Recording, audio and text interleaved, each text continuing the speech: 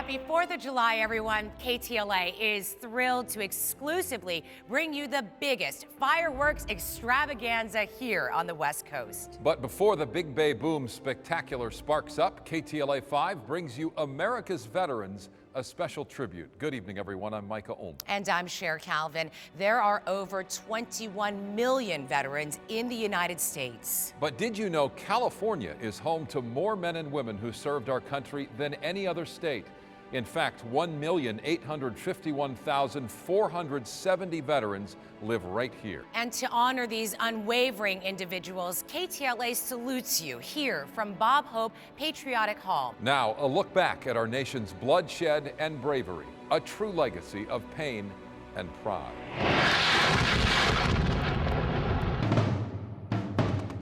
What you guys doing on ammo? Here in America, no war should ever be forgotten. They say war is waged for one of two reasons.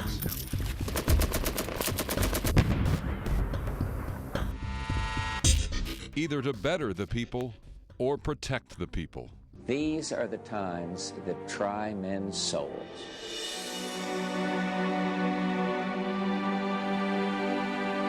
Since its birth in 1776, America has been at war for a total of 222 years. It's the bloodshed from around the world that has given us our freedom today.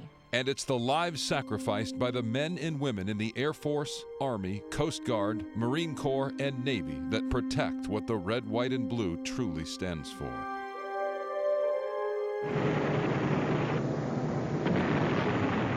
Thank you to the veterans of World War I for paving the way for major political change.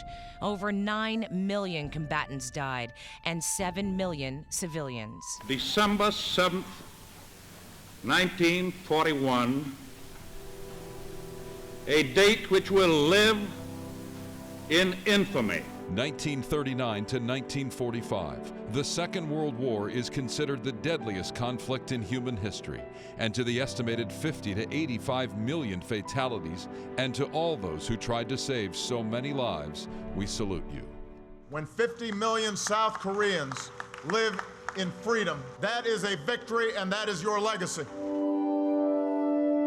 This July 27th marks 62 years since signing the armistice agreement that ended the Korean War.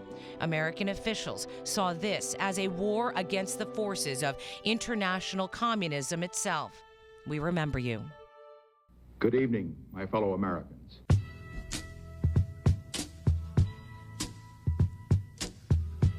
In 1954, Vietnam, the longest sustained war to date. More than 3 million people, including 58,000 Americans, were killed.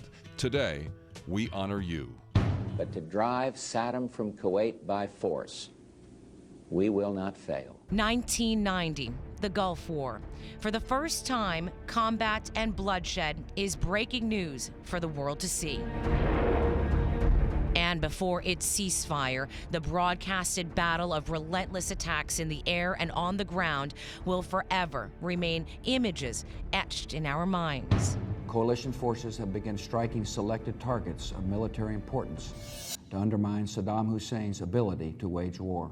The Iraq War toppled Saddam Hussein. The man who has gone from American ally to American nemesis surrendered without a fight. It was the controversial fight over weapons of mass destruction, killing 4,486 troops. That looks like a second plane. I think we have a terrorist act of proportions that we cannot begin to imagine it. Finally, the day that changed America.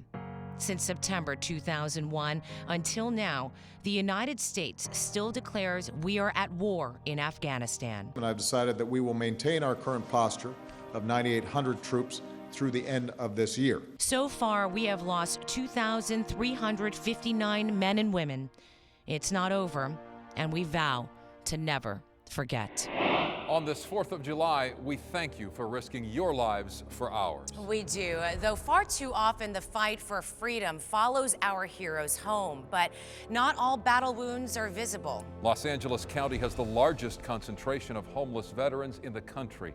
Now, John Kelly, a Vietnam vet, shows us how sometimes there is nothing to come home to. I came out of Watts in Compton. And so it was either you're going to join this gang or that gang. The Army at least the gang to get out the neighborhood.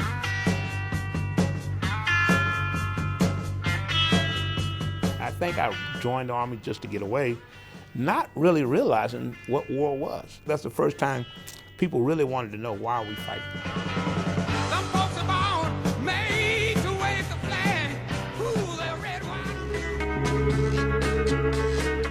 A lot of people go in the military poor to try to make a better life. And then I guess when I came back to California, really that much didn't change.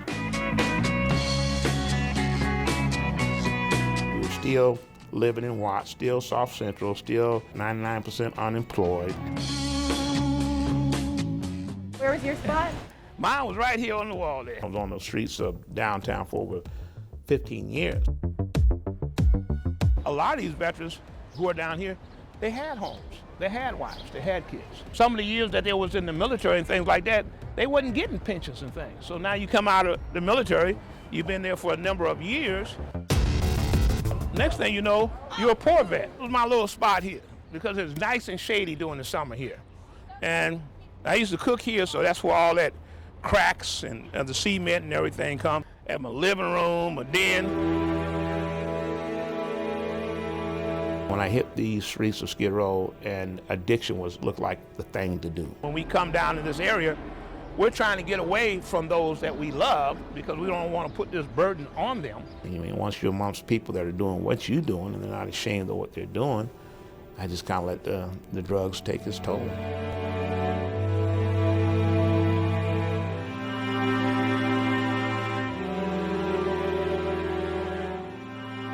I didn't care what I was sleeping on the street or using, but when I got to thinking about my daughter and I got to looking at other people down here a different way, I said, man, I know I can do something.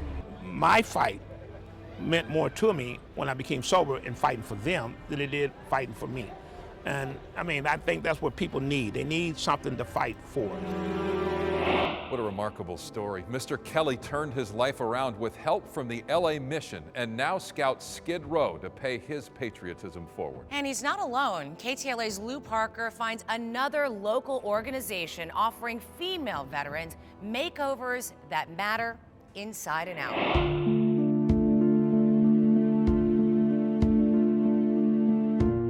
They are brave, strong, and courageous. Women make up over 14% of the military today.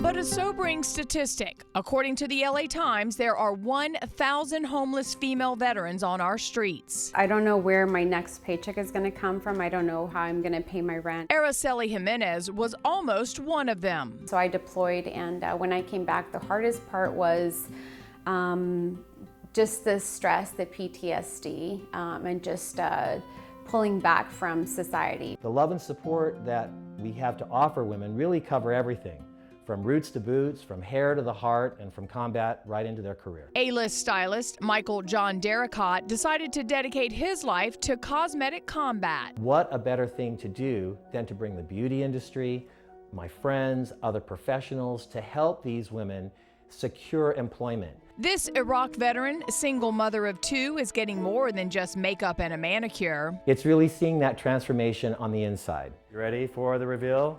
Let's take a look. Check it out. Oh my God. You like it? Wow, I love it. That is a woman I want to hire right there. I really appreciate it. Aww. I didn't think I deserved it, really, and then... But you do, you do. Marching orders from Makeovers That Matter help them get the word out to vets. And if you know a woman in need, go to makeoversthatmatter.org. Our salute is just getting started. Coming up on America's Veterans, a special tribute, War Wounds, new technology that can claim victory over post-traumatic stress disorder. Plus, the brave Marine amputee turned model. Don't go anywhere. This KTLA 5 News special. We'll be right back.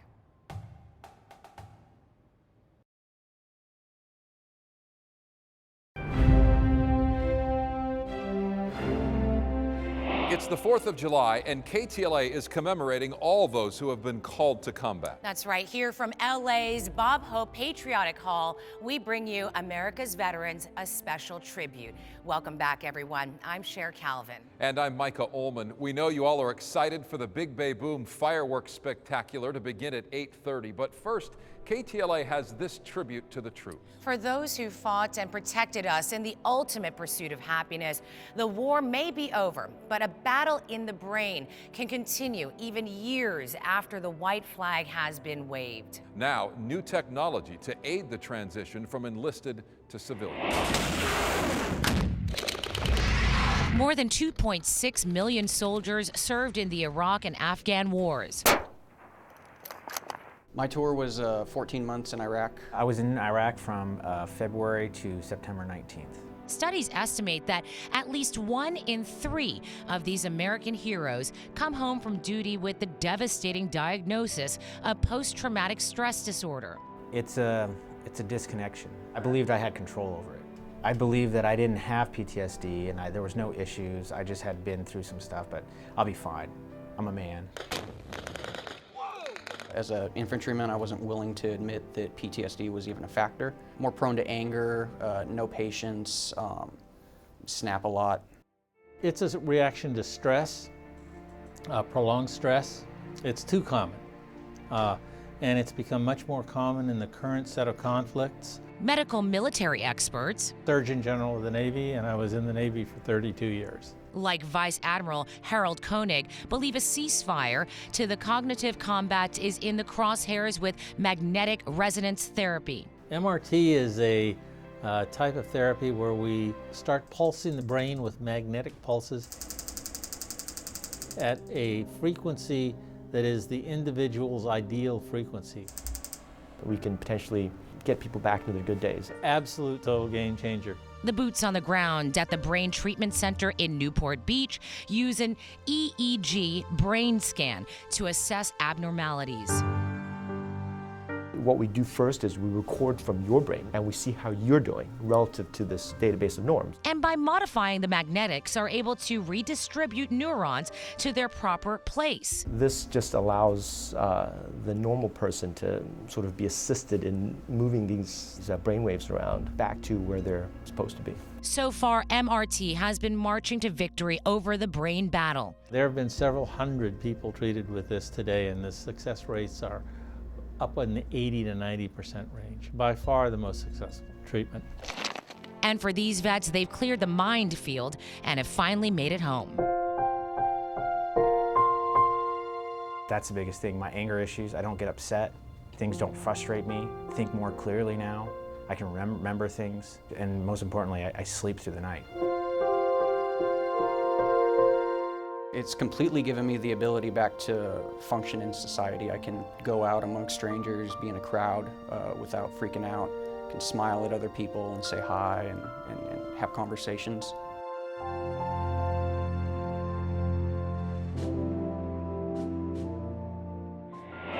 Well, for those watching, know there is help for you or a loved one who may be suffering. The Brain Treatment Center offers MRT at no cost for vets. What a gift, especially since sobering statistics show 22 veterans commit suicide every day. That's 8,000 a year. But on February 12, 2015, the Clay Hunt Suicide Prevention for American Veterans Act was signed by President Obama. A small step helping programs like this one, hoping to save the lives of warriors and wild horses.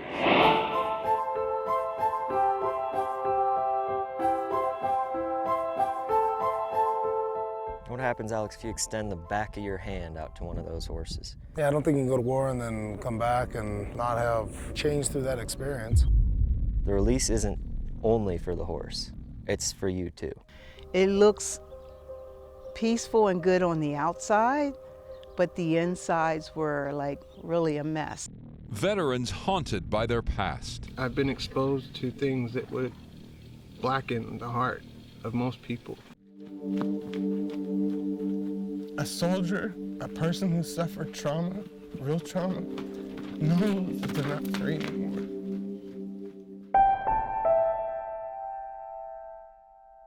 The physical injuries endured by those who've served can undoubtedly take a toll, but it's the inner wounds that can open the door to some very dark demons. I thought that suicide was the only way out, that killing myself was the only way to escape from pain. I don't leave my house because of what's happened. I've defended your freedom, but now I'm a prisoner in my own home.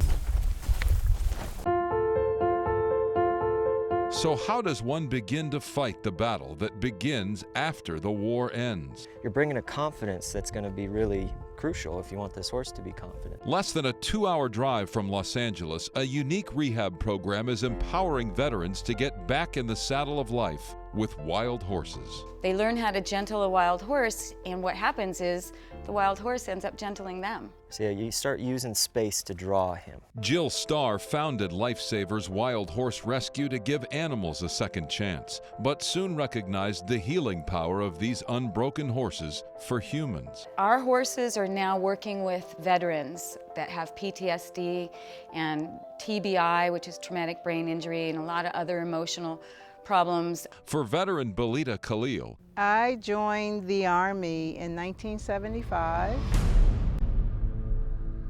The captain of my division didn't think it worked bringing a female in because you're wasting a slot that should go to a male. but after spending decades hiding her self-esteem struggles, I didn't realize how much that tore me down. this brave mother was ready to reach out for help and experience true freedom. If you say you're not afraid, you're lying. My kids have never understood what was wrong with me. And now even with what I'm learning, I can explain it and show them who I am. While the donation-based program is facilitated based on the funds available, Starr hopes others will see that providing this sanctuary for soldiers is worth every penny. It's free for the veteran. Haven't they paid enough? Stay tuned. Even more inspirational stories celebrating those on the front lines of liberty in just minutes.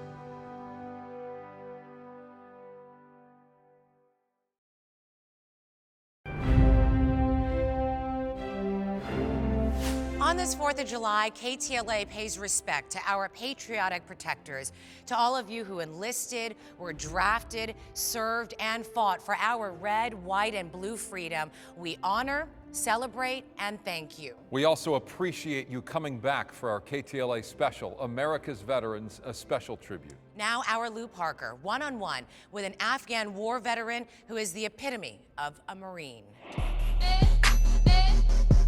The muscles, the tattoos, that smile. Look closer. These photos reveal another part of this U.S. Marine, his prosthetic. 25-year-old Alex Minsky lost his right leg in 2009 in Afghanistan after a roadside bomb exploded. I don't remember. I don't remember that night. Not at all. The Southern California native spent 47 days in a coma, suffered traumatic brain injuries and severe burns to most of his body. I still have problems with memory. Miraculously, Alex recovered, but the worst was yet to come. Upon completing extreme rehab, his younger brother died unexpectedly. I didn't care about anything. I just wanted to run away and get drunk and be drunk all day. But Alex had another addiction, one that would save him.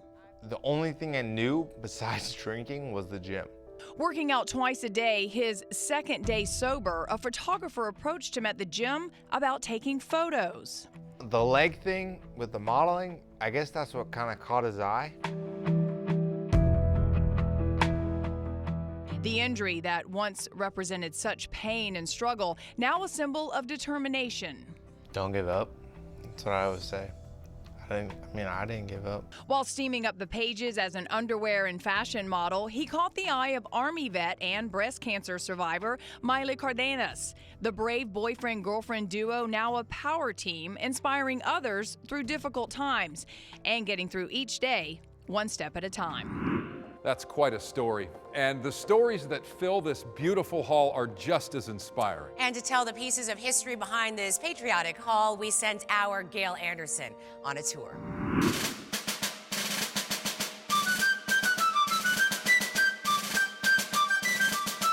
We have artifacts from the different wars displayed throughout the building. This is the Bob Hope Patriotic Hall, nearly a century after its birth. It used to be a two-story church known as the Hall of Victory. The original tenants included the Grand Army of the Republic. After a massive expansion in 1925, other veterans organizations were able to call the hall home. It's 10 floors plus the basement. During the Second World War, more than 20,000 servicemen on leave were able to use the building's facilities, from the basement dining rooms to the top floor gymnasium. I mean, all these people here who have volunteered to come over here, I'm very, very proud of them. They're all great Americans. November 12, 2004. The building was renamed in honor of entertainer Bob Hope, an honorary veteran of the U.S. Armed Forces. After a major $45.3 million makeover in 2013, it was with the stipulation that we would make this a one-stop shop, if you will, for veterans. The Italian Renaissance Revival-style Figueroa Street structure maintains its original mission, serving those who have served. Our offices are staffed largely by veterans. As a veteran, we know we've walked that path already. And for many of us, we don't want to see the next person, the next soldier, sailor, airman, to have to struggle through that as well. Today, the Bob Hope Patriotic Hall's calendar is booked with events aimed at aiding veterans. Third Saturday of every month, where we invite female veterans in, bring their kids. And there's another upcoming movement, LA Mayor Eric Garcetti's 10,000 Strong initiative. It has challenged the community to hire 10,000 veterans. If you think that lobby is gorgeous, take a look at this. This is the auditorium here at the Patriotic Hall. I'm told it will accommodate more than 400 people. In fact, the U.S. Army celebrated Christmas here in the auditorium. Take a tour. Appointments are suggested. I certainly have learned a lot about our veteran neighbors during this special. Yeah, so have I, from cadets and privates to corporals, sergeants, majors, captains, colonels, generals, and of course, their families. KTLA's family honors you and all you have done for our country. And we want to say thank you for watching, and also now to not go anywhere, because the biggest fireworks display on the West Coast is about to begin. Light it up. Big Bay Boom.